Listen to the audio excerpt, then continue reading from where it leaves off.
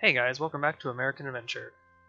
In today's episode, I'll be working on Liberty Street. So this is the street that goes off to the left-hand side of the locker rentals, and I'll be building a restaurant, a Independence Hall theater, and then a relocation of a carousel that I have on the map. So this was an accidental land addition to my already original plans for this park. The original plans for this park was to have only about 6 lands. Adding this one might make it 7. So again, the evolution of said park is still evolving every day. Every time I add something new or I go to work on a little area, it's always evolving. So things are going to change, but Liberty Street right now is pretty finalized on where it's going to sit, and I'm quite happy on where it sits and how it interacts with Boston Harbor, which would be my crossroads. I should call it Crossroads. I don't want to keep calling it Boston Harbor because it is imitating Boston Harbor, but it's more Crossroads. So it is, yeah, that works for me. So here is the Liberty Hot Dogs restaurant. So it's a very simple name because it's going to be part of Liberty Street, so might as well just call it Liberty Hot Dogs. And I was experimenting with some different window types and using this archway that I normally don't use. First of all, it is bigger than a grid space, so it is quite difficult to use in some places. So I kind of was just guessing around. Not guessing, more like just messing around with it, see what I can do with it, because I like the arched brickwork, and I wanted to incorporate that into this said building. So this building was kind of just a very basic colonial type structure of American style. So I kind of was just going for a very generic, you can call it generic. Yeah, generic. So I was just kind of just doing that and figuring out how my restaurant would look. So the entrance would be, here's your restaurant, and then on the side is some benches for where the guests would go and sit to eat their hot dogs, and I think there's popcorn and a funnel cake stand inside the restaurant. So it's like a full-fledged restaurant with a whole bunch of choices to pick from. That was kind of the idea of making sure these restaurants are kind of like almost realistic, even though the game doesn't support that much realism, but we can use our imagination. So let's just imagine the guests walk in, they're lining up in queue lines like the restaurant would, and inside the restaurant it's all decorated with Americana history or something, and it'll be a really cool experience. And then they come out to either eat inside or eat outside with their meals and enjoy a nice meal out in the nice decorated forested area of Liberty Street, because in this park in general, there's way more forest in mind than my last park. My last park was more sci-fi, more gritty, and more abandonment and stuff. So kind of was focusing on making sure this is more inviting.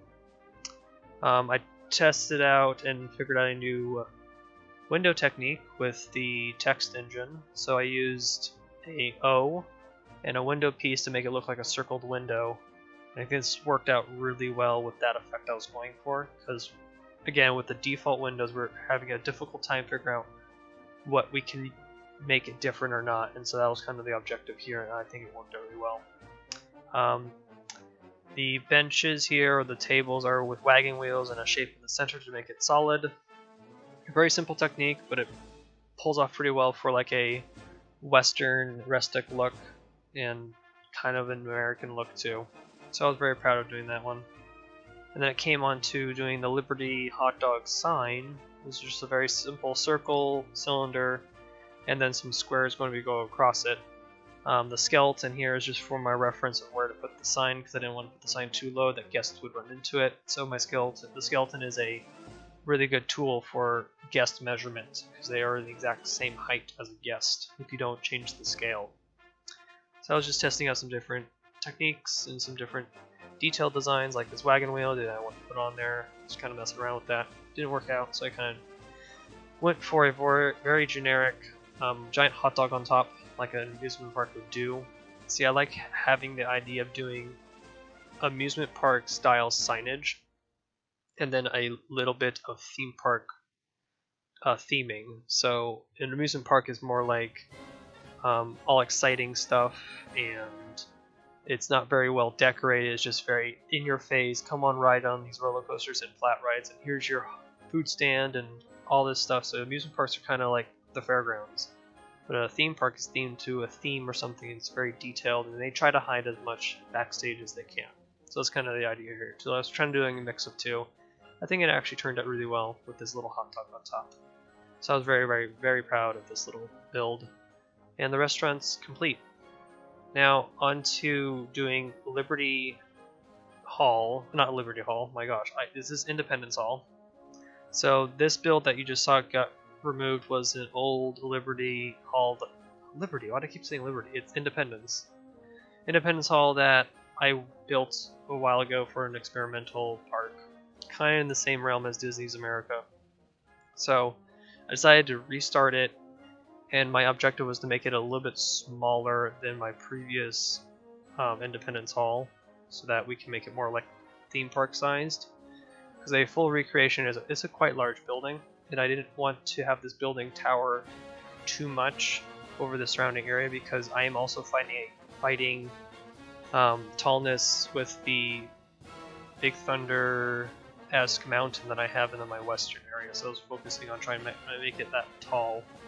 And if you make it too tall, it kind of looks out of bounds. So the objective was to hide the 4D cinema, and so I decided to hide it underground, the lowest I can go with my map. I usually make my maps like, I don't remember, 4 times deep or something. Usually that's how you do on the scenario editor. So I decided to drop it into the ground, and I had an idea of making a grandstand above it, like it's an actual theater, make a fake theater, to kind of showcase that this theater exists. So I made a giant show building on purpose, and then made pathways as my little stands. Yeah, my little stands for the guests kind of sit. But it's a good way to kind of hide this obscure building. This building is a very obscure design. It's very more futuristic, and it wouldn't really match in my American Adventure theme. So I found a way to just hide it and to get rid of it in a way. So half of Independence Hall goes into a show building, and then Independence Hall is your front end of the experience. So I think the ride is called Journey to America, or no, it's Journey to Independence. So it's basically a show about America's history onto independence. So that would probably be the American Revolution and the signing of the Declaration of Independence, all that cool stuff. So that's basically the idea of this whole theater, was to showcase the history of America's independence. And I think it's fitting to have Independence Hall as your entrance to that theater. And it was a kind of like doing Hall of Presidents in Walt Disney World or something, kind of like that idea. So I feel like the theater stuff should be in like the front of your park to kind of get guests easing into the park before they get to like more of the exciting lands, like the airfield, for example, or the industrial New York area, where it's going to have some type of crazy coaster or something. I just want to kind of lead guests in slowly, kind of like how Disney does it. So kind of was the idea. So when it came to working with the theater, I had in mind to make a cutaway. You'll probably see that in a little bit after I do some benches and stuff. And finishing up the tower. This whole build in general was 6 hours. 6 hours, I think, of building. Because I was kind of rebuilding Independence Hall from scratch again in a way. But I had some new techniques under my belt, so it actually worked out pretty well in the end. And yeah, this was just a fun build, because I've been having some difficulties getting back into Parkitect, or just running out of ideas. So it's like I need to have some type of break in between building sessions and things like that. But I think this one was like, the idea stuck with me so much that I was like going in wild, just build this up, and it was like a 6 to 8 hour build in total, I think. I don't remember, but that was a fun time to edit this episode. It was so much footage. But on to just continuing with details and finishing up the tower. It's like a copper top tower. I used this half hemisphere sphere, ugh. And then just a specialized roof, and then I did the number pad technique with plus and minus to change the size of the cylinder going up to make it more of a spike. And that was a cool little technique that I learned recently, and I think it was a cool way to do it. And then I think on top, I don't think I put a flag because I don't think there's no flag on top of it. That's all. So I want to connect the paths and stuff to these 4D cinema, and then work on detailing the inside of the theater. So I made a giant screen, some green curtains to kind of simulate these curtains. Not too crazy in detail, but I'll show you close-ups of this theater soon. Oh, yeah, I'll show you like a live playthrough of all I've worked on and some upcoming plans and things like that. So it's a very cool way to, well, you'll see some live playthrough. So on to doing a cutaway. Now cutaways are interesting in Parkitect because they don't look that good sometimes. But there's kind of this issue of how to do it. So I figured the best way to do it would to do diagonal corners. So like the top roof of the cutaway is a diagonal, and the wall is at a diagonal as well, so it's a triangle piece. I think that portrays it the best.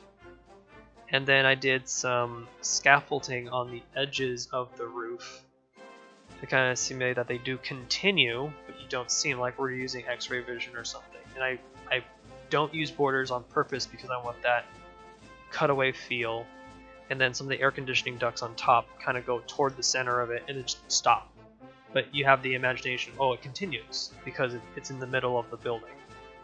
So the air conditioning vents give you that context of that. This is a cutaway, this is not normally you're supposed to see it.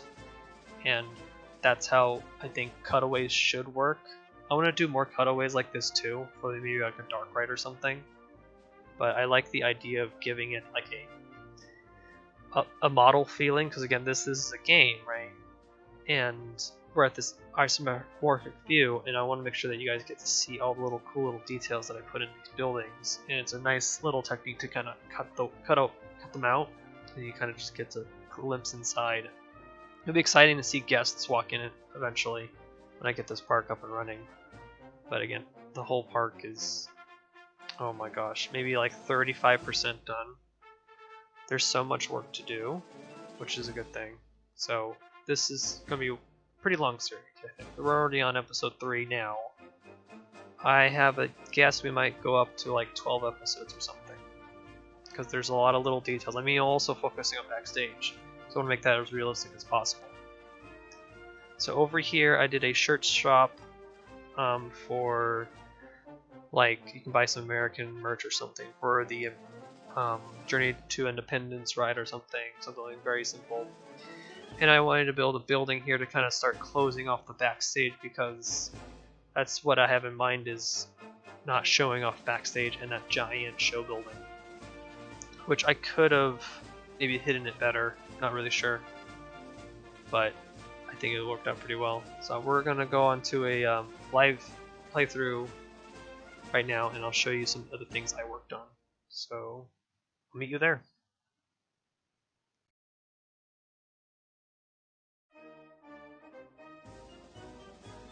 Here we go with the live tour of Liberty Street, and I'll show you some key details that I worked on and things like that to kind of, well, show you what I've worked on.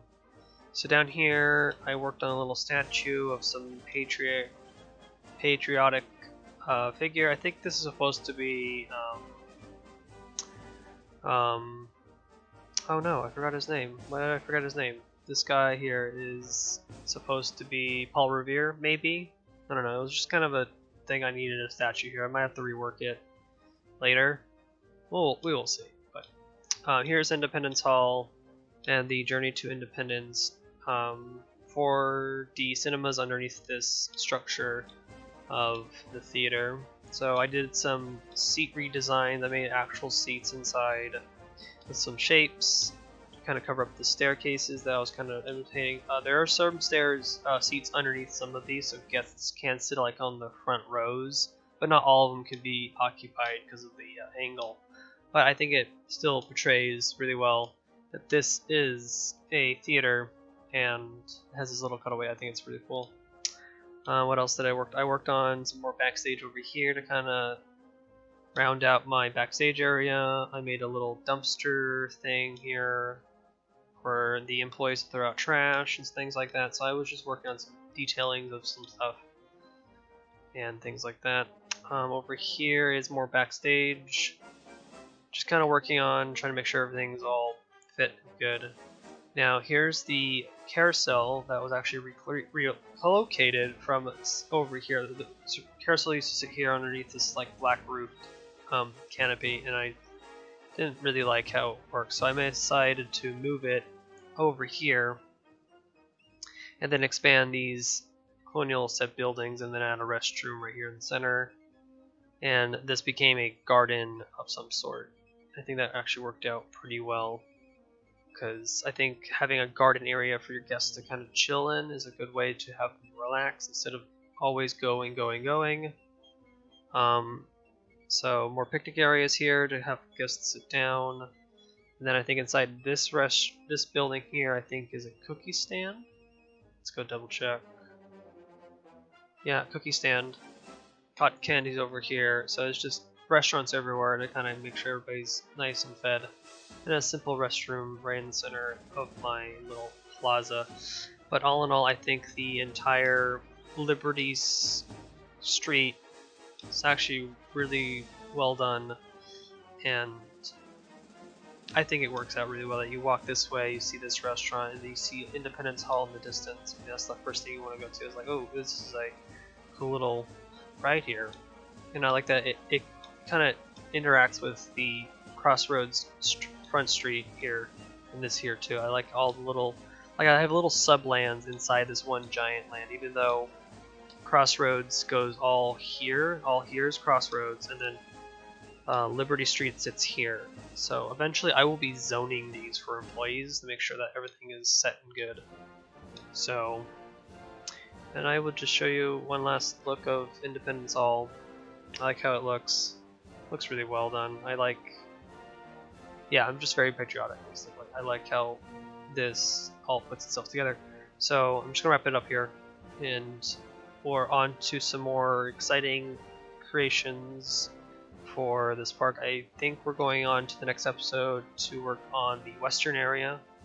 I don't have a name for that land, but I think I'm gonna call it the Out West or the Frontier. I don't want to call it Frontierland. I want to call it something more different than what Disney would name it. I want to make my stuff a little bit separated from Disney, even though all of this is highly, heavily inspired. So I will leave it to you here, and I will see you guys in the next video. Bye.